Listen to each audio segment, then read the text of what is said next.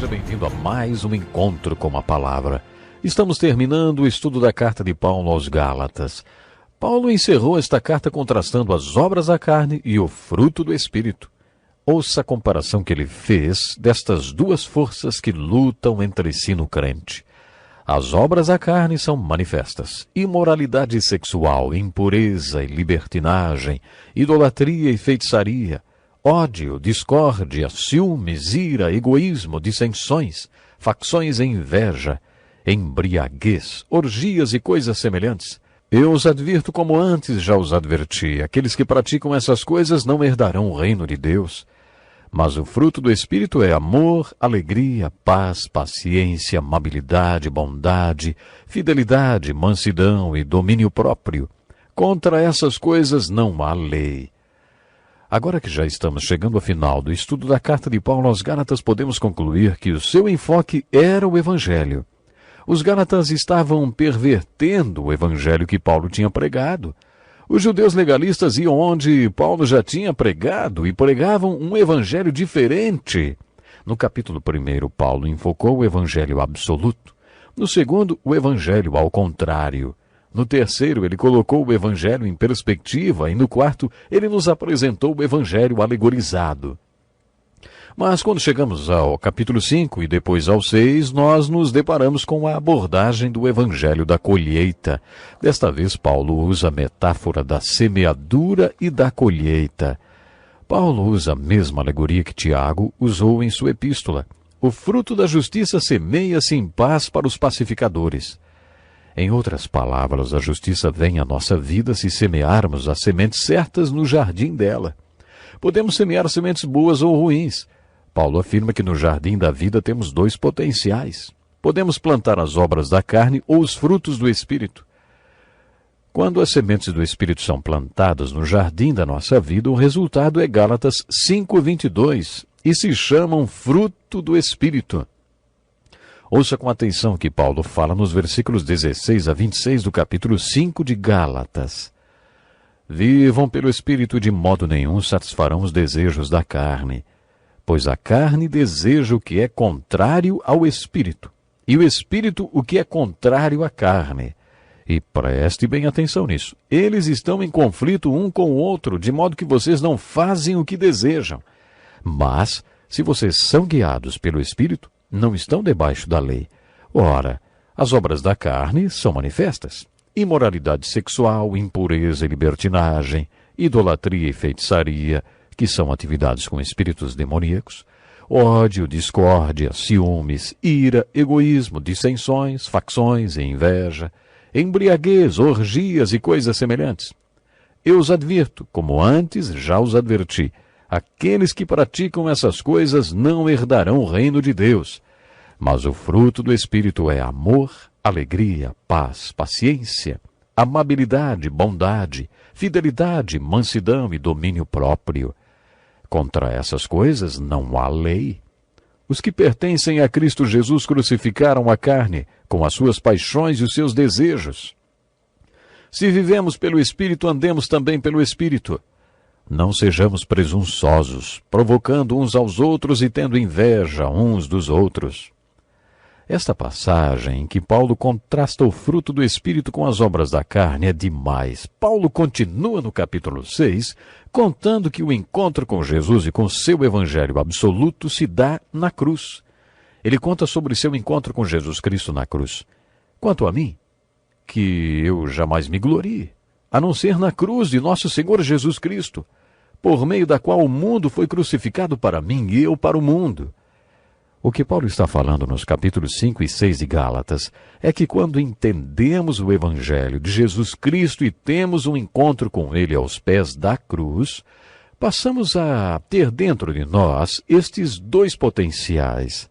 Mesmo sendo crentes e espirituais e tendo recebido o Espírito Santo, podemos semear sementes das obras da carne nas nossas vidas e colher corrupção, ou podemos semear sementes do fruto do Espírito e colher criação. No final do capítulo 6, Paulo fala que a questão não é a circuncisão. A questão é ser nova criatura. Você é uma nova criação de Jesus Cristo? Em 2 Coríntios, Paulo descreveu a conversão ou o novo nascimento assim, Se alguém está em Cristo, é nova criação. Foi isso que Paulo disse àqueles legalistas que estavam dizendo aos Gálatas que deveriam cumprir as leis judaicas e se circuncidar para serem salvos. Esta passagem dos capítulos 5 e 6 de Gálatas é muito parecida com a passagem dos capítulos 7 e 8 da carta aos Romanos, em que Paulo falou sobre as lutas do homem interior. Tenho o desejo de fazer o que é bom, mas não consigo realizá-lo. Pois o que faço não é o bem que desejo, mas o mal que não quero fazer. Esse eu continuo fazendo. Assim encontro essa lei que atua em mim. Quando quero fazer o bem, o mal está junto a mim. Paulo fala desta mesma verdade na carta aos Gálatas e na carta aos Romanos. Chamamos estas passagens de textos da santificação, nos quais Paulo ensina como estar separado para seguir a Cristo.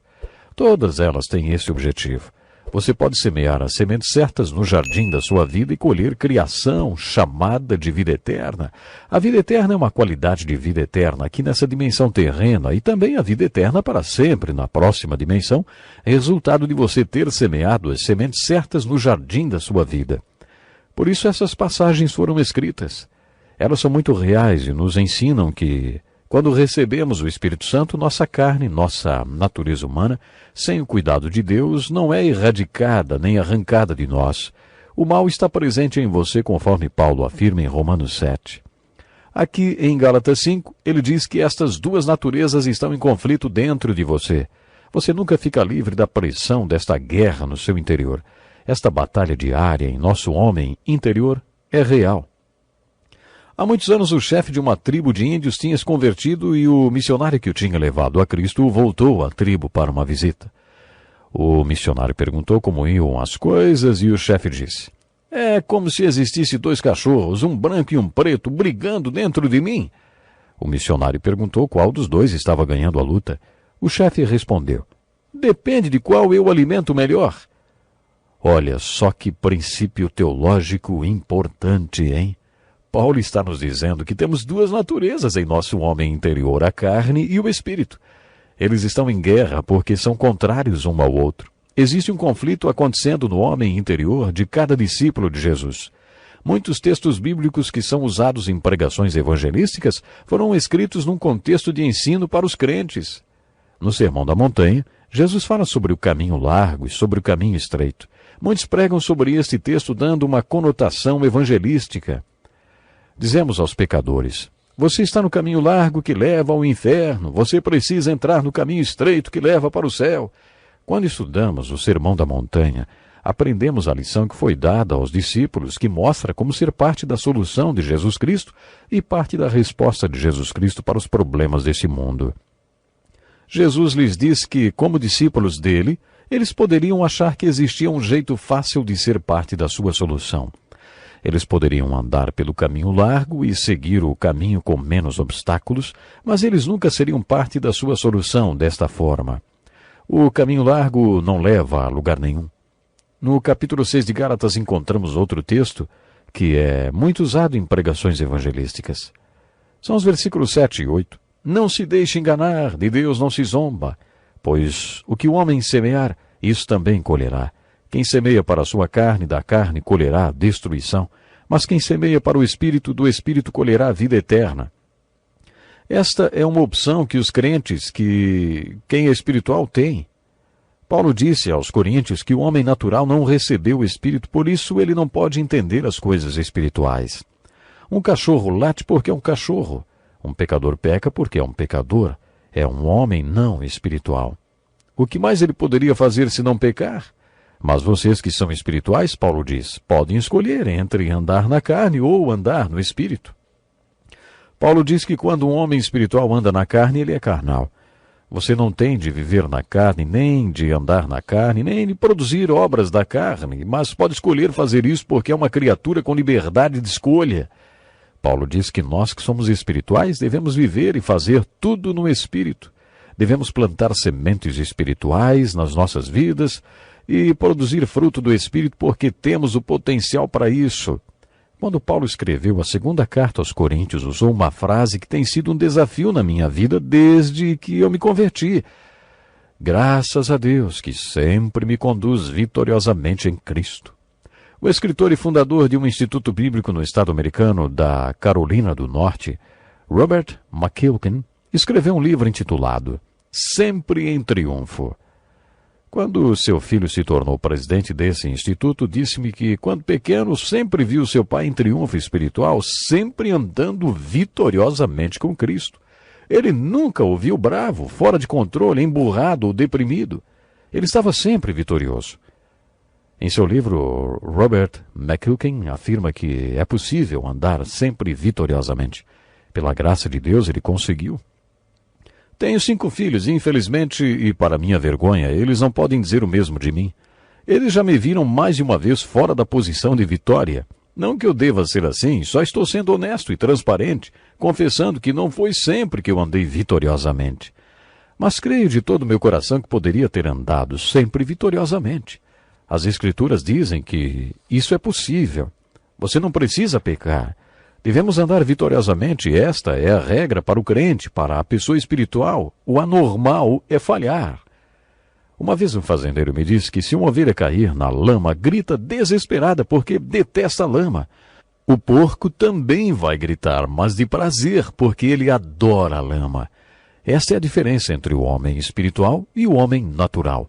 Não era normal para o filho pródigo aquele chiqueiro onde ele foi parar.